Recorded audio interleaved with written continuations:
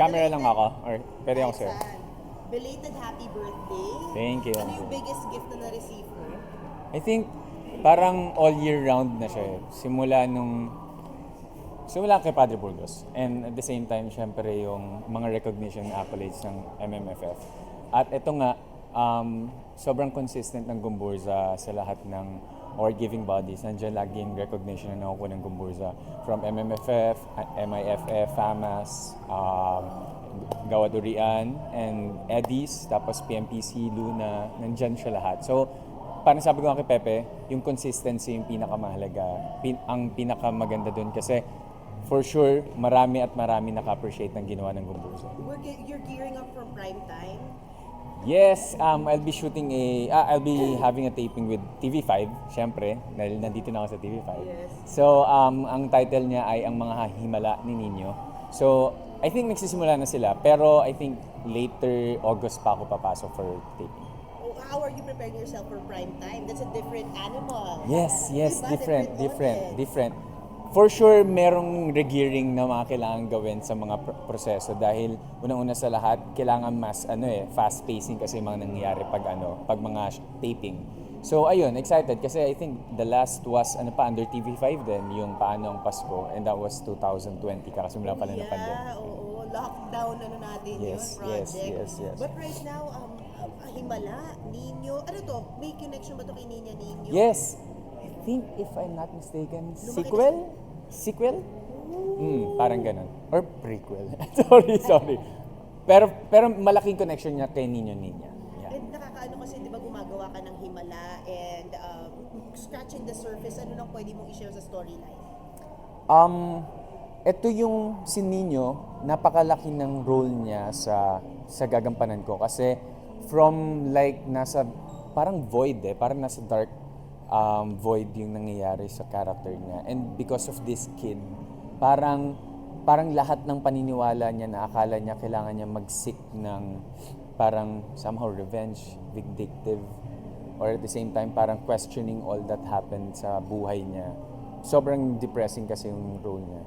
Parang nakita niya sa bata na parang there's still good sa lahat ng mga tao kahit na sabihin natin na masama na yung mga history natin, na there's always time and constant naman yung change sa buhay ng tao. Hindi ko si Nino. Hindi. Oh, akala ko, first and foremost, I thought you were Nino. No. Isa siyang batang sobrang cute. Do you do TikTok? Hindi. But Wala do you akong know TikTok. that trending ka doon? Yun nga, actually, Because sabi nila, what do you know?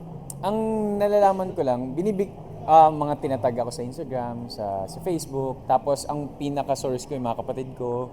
So sila yung mga nag-send sa akin. Tapos, May pinipare sa'yo? Oo, nakakatuwa kasi appreciation siya for Alam mo sure. kayo ka pinipare? Parang wish list na sana raw magkatrabaho kayo ni Catherine. Oo, I think nakita mo ito yun, yung no? Elena, right? 1944? 45, yeah. Nakita ko yun. Parang from what I heard nga na parang nagsimula na sila tapos parang they have to stop it for a while. Parang people were talking na baka mamaya daw pumasok si Cedric. Well, who knows? Inaantay ko lang na pumasok. Pero syempre. Oh my gosh, so it's true. There's a possibility. Kung ilalapit, I mean, I'm always open for collaboration. Oo naman. I mean, I would love to work with Catherine, Yeah. definitely. How do you find her as an actress? Si Catherine, when the last time I watched her sa A Very Good Girl, as in, grabe yung growth niya as an actress siguro dahil nga nasanay tayo na puro TV yung ginagawa niya, and syempre minsan may mga movie siya and alam natin na nagba-blockbuster hit yung mga movie niya. Pero totally different yung shift. Feeling ko with all the things that happened then sa buhay and also yung growth din, nakakatulong ako personally. Para sa akin, malaking bagay yung mga personal experiences natin. Ako as an actor, nagiging tool ko siya. As an actor, dahil mo na nakapareha teatro at syempre on screen. And what do you think you two would bring to the table? I think yung As lang. co-actors. As co-actor, yung generosity. Yun yung feeling ko yung sa akin. Kasi yun yung very important, to be always generous with your co-actor. Not just with all the actors, pati na rin sa staff and crew. Kasi ensemble work nga siya lagi. Wow. So, ito na. Kumusta ang life na may agency? Charot. Hindi ako, siguro, Tabi sila yung da- all good words to. Tsaka, dati na ano na ako, dati nasanay na rin ako.